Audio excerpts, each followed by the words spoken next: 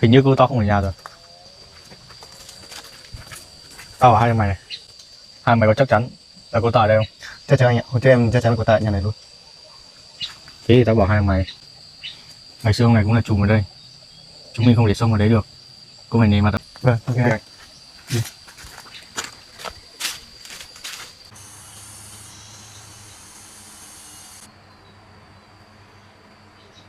Này tôi chưa gặp bao giờ, tôi không biết. Tôi không thấy cô đấy bao giờ thật mà. Chưa gặp bao giờ đâu. Thực ra là không phải tự dưng chúng tôi đến đâu, mà là chúng tôi đã nhận được thông tin từ người dân là Tôi không biết cô đấy thật mà. Chưa gặp bao giờ đâu.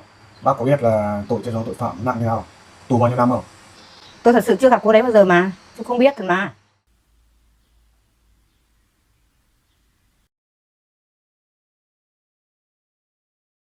The morning sun struggles to pierce the thick gray clouds blanketing the village, casting a faint, eerie glow over C.O. James as he stands outside his struggling lumber mill. The air hangs heavy with the damp, earthy scent of rain-soaked wood, and the uploaded photos reveal stacks of weathered timber, untouched for a week, their surfaces glistening with moisture under the dim light. James paces anxiously, his brow furrowed with deep concern, muttering to himself, "The mill's in dire straits now. No fresh wood for a week. What am I supposed to do?" He pulls out his phone, his voice tight with urgency as he calls his assistant. "Hey, I'm heading down there.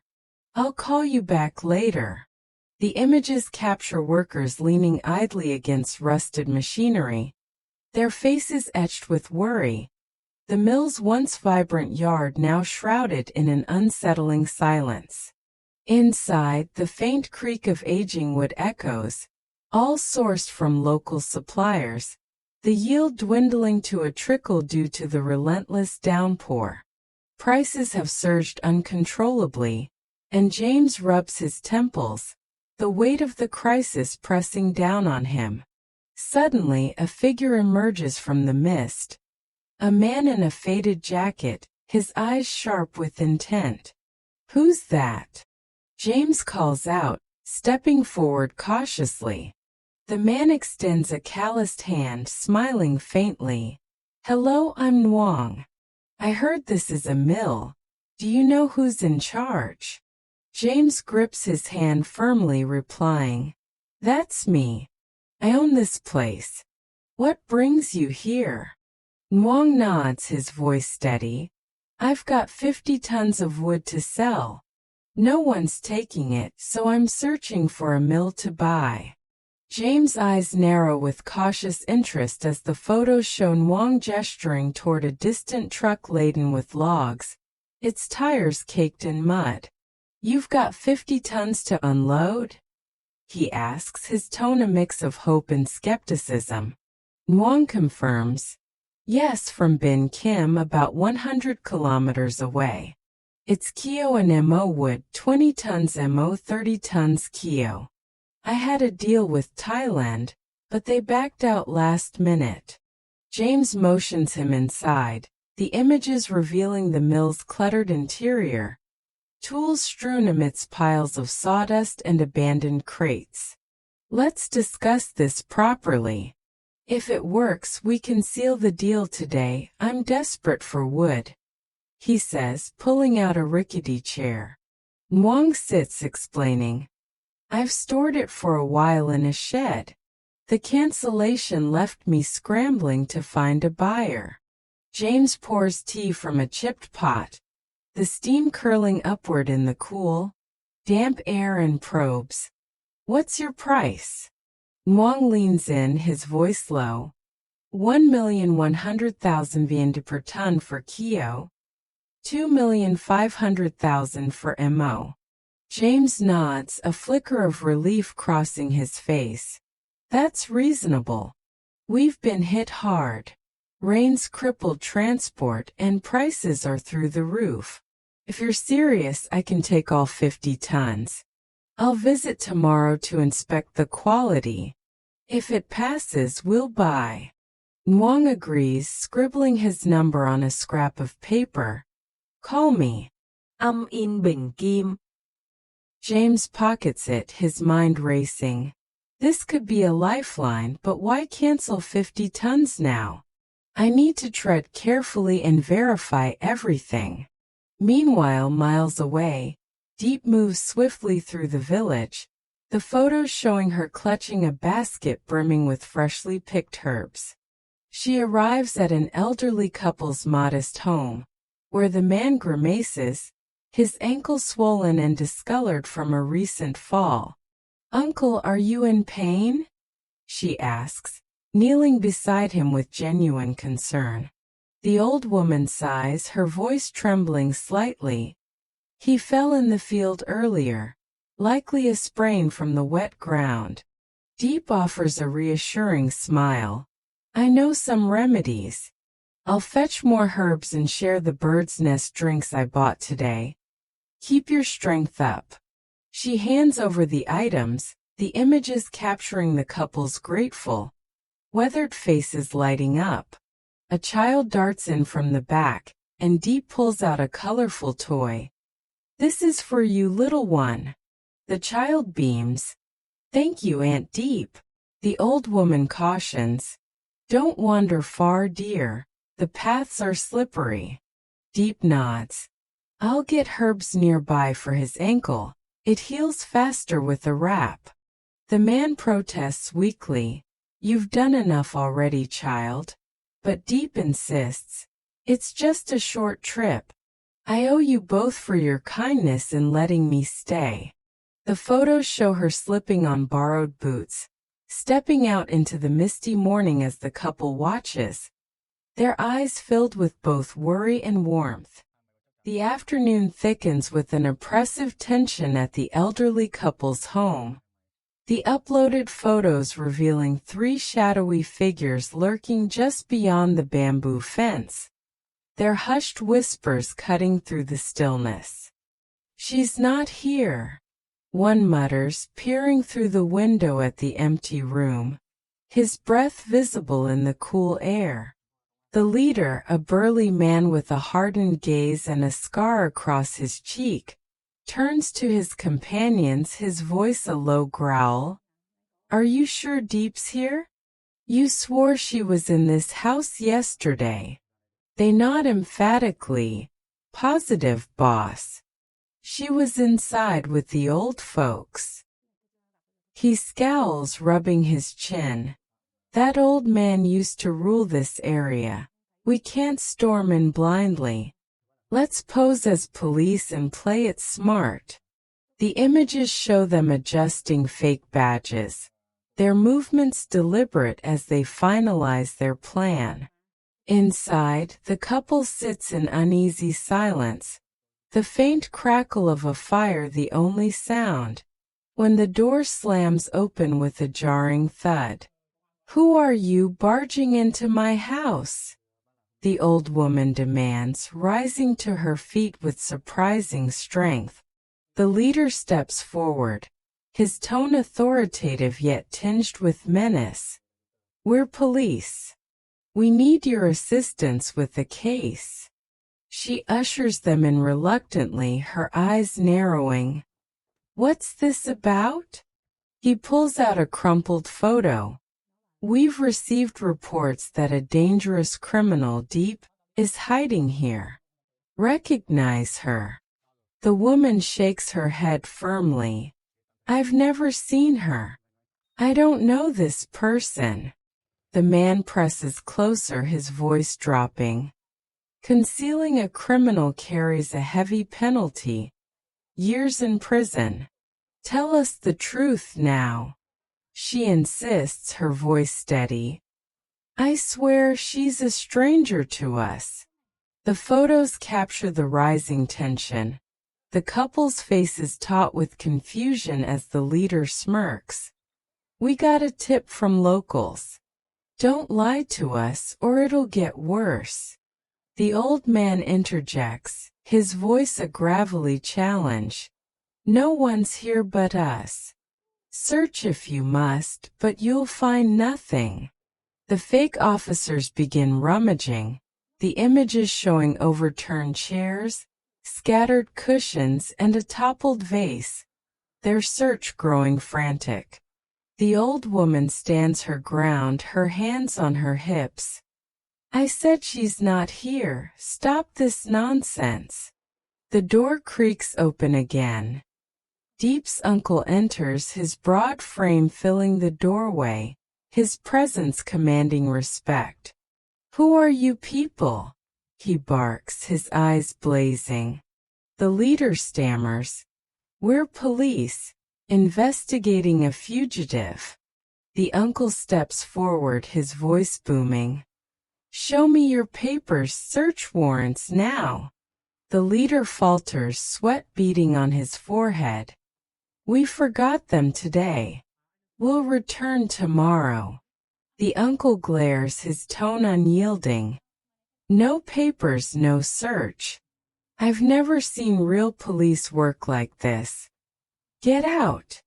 The intruders retreat, the photos showing their hasty exit, boots slipping on the wet ground. The uncle mutters to the couple, fake cops. Next time say nothing about Diep. They're up to no good. Outside, the leader growls to his crew. No luck. Let's pull back for now and regroup.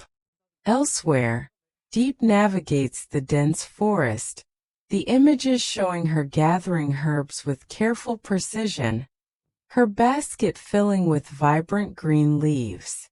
Lucky I found these, she whispers, tucking them safely inside. A child's laughter echoes as she passes a playful scene near a stream, and she pauses to smile. Such a sweet kid, brings some light to this day.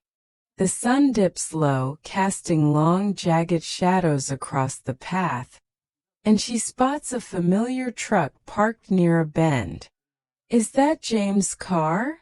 She calls, waving eagerly. James steps out, his face lighting up with surprise. Diep? What are you doing here? She explains, brushing hair from her face. Uncle sprained his ankle, so I came for herbs to help him. He glances at her basket, impressed. Let me drive you back, I was coming to see you. She hands him the herbs, relieved. Thanks, I'm exhausted from the heat. They stop at a roadside stall, the photos showing them sipping tea under a thatched roof, the faint hum of crickets in the background. James opens her bottle. Long day. She nods. I went after the rain stopped, but it got scorching fast. He sighs, running a hand through his hair. Work's been rough. John's mess at the mill is dragging me down. I'll fix it soon. Diep touches his hand gently. I'm here for you always, no matter what.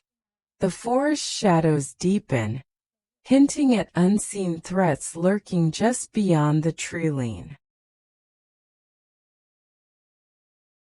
Night cloaks the village in a velvety darkness, the uploaded photos showing Diep stepping cautiously into the elderly couple's home, her arms laden with bundles of freshly gathered herbs, their earthy scent filling the air. Uncle, Aunt, where are you? She calls softly, her voice echoing slightly in the quiet space as she sets the leaves on the worn wooden table, its surface scarred from years of use. The couple shuffles in slowly, their faces etched with the exhaustion of a long day toiling in the muddy fields, their clothes damp and clinging. Oh, you're back! The aunt exclaims, her eyes lighting up with relief and gratitude at the sight of the herbs, a rare glimmer of hope in her tired gaze. Diep smiles warmly, brushing a strand of hair from her face. I'll split this for Uncle's ankle. Wrap it warm tonight and we'll do more tomorrow to speed the healing.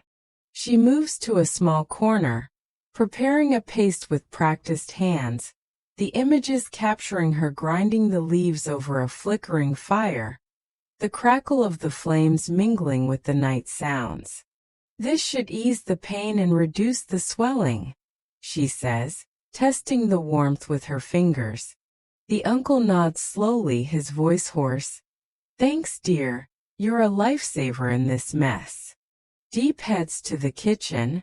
I'll cook some greens. Rice is ready from earlier. The photos show her stirring a pot, the steam rising in delicate curls as the couple washes their hands at a basin, their movements slow but filled with quiet appreciation. Uncle, let me wrap your ankle now, Diep offers, kneeling beside him with the warm paste, her hands steady despite the long day. He winces, his breath catching. It's still sore, but go ahead, do what you can. She applies it carefully, the images showing his weathered face softening with relief as the heat seeps into the swollen joint, easing the ache. It's hot, but it'll work wonders, she assures, adjusting the wrap with gentle precision. The aunt watches from the sidelines, her lips curving into a tender smile. You're like a daughter to us, more than we could have hoped for. Diep blushes, her cheeks warming. I'm happy to help. You've given me a home when I had none. After dinner, the photos capture the family gathered around the rickety table.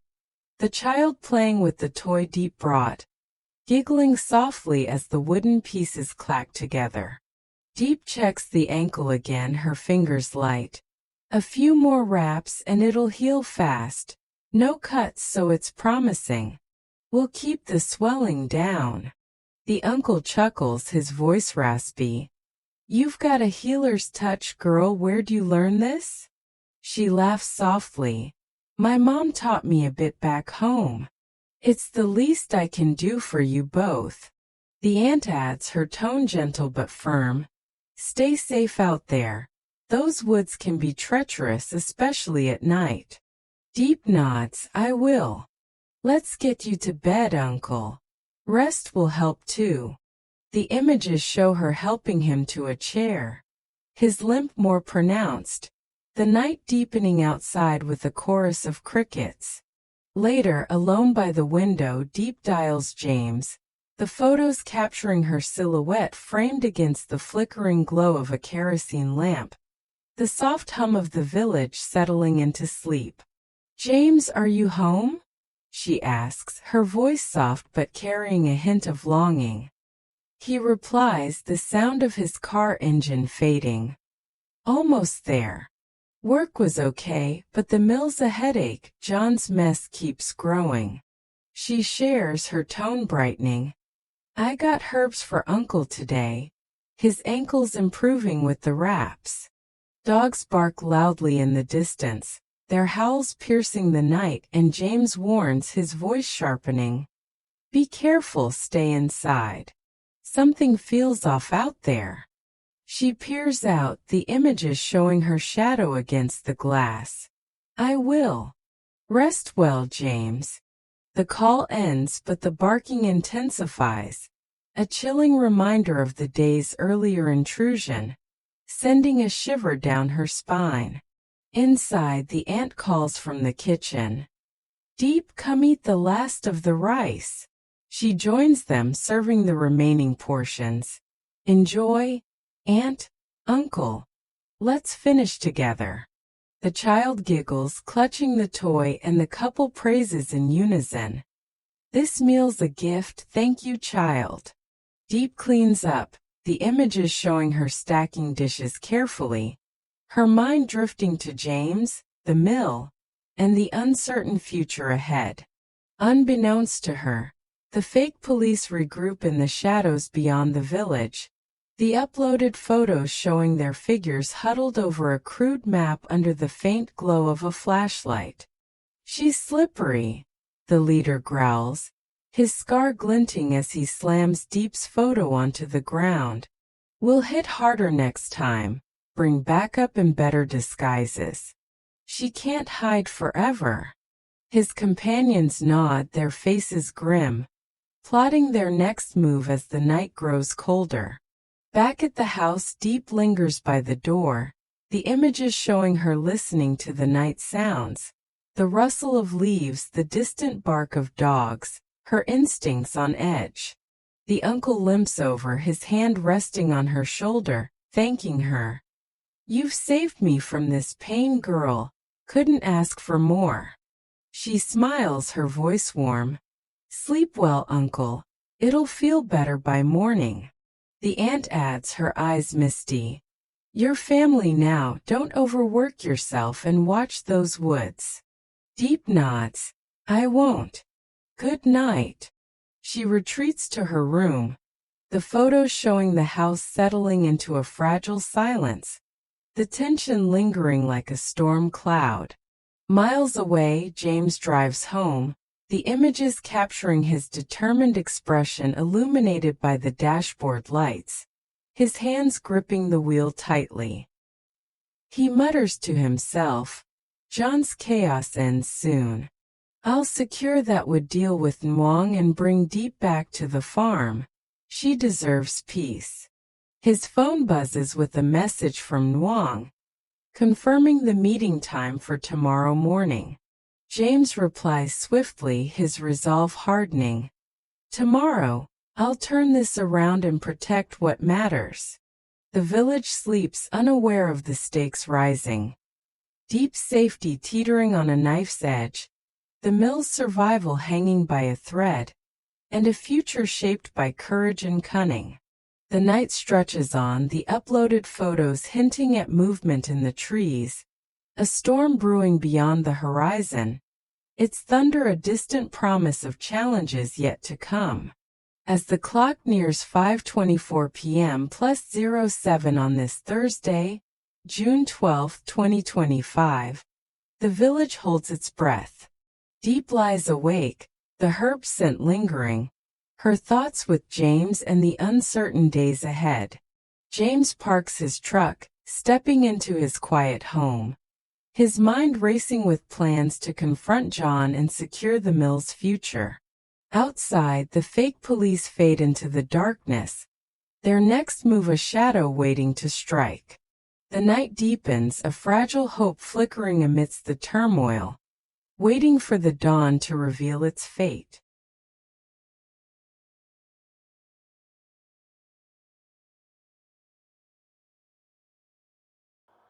Had been like, and I could tell by her stories and the warmth of her tone of voice that she, too, had a happy marriage.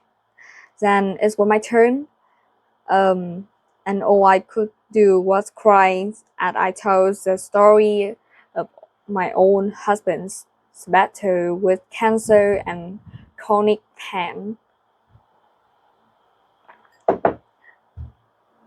As unquote, I'm used to asking people what they have learned from their experiences, so it was natural for me to ask her for advice on what happened her deal with the crushing grief. Obviously, she has been doing something right to be so full of vitality and joy after such a short time.